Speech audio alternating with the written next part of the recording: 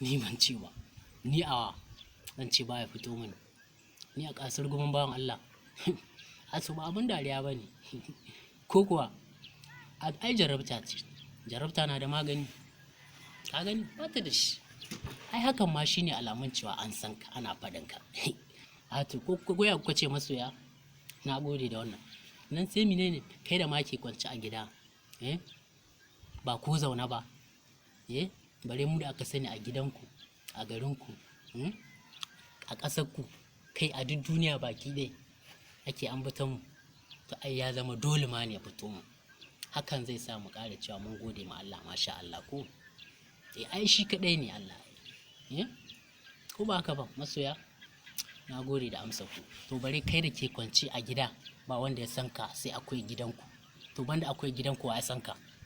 faɗa mini ina jin ka. Ka gani ba ansa, to ka gani dan kuma ina gane cewa masoya ba haka bane, ni ban ce ba wai dole wai sai kayi ni, a'a babu dole sai kayi ni mana lokaci na yi da kanka za ka yi ni, sai mi kuma sai cewa ba na yin ka, to dan ba ka yi na sai mi, abokinka na yi na, kananka na yi na, dan uwanka na yi na, makwabcinka ko kuma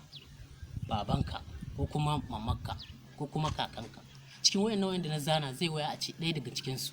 baya yi na, ko kuma wani ma mai sunanka to kaga dan ka ce ba ka yi mu ba za mu ji wani haushi ba ko kuma wannan ka gani, dan haka ba zan wannan ba sai in ce masoya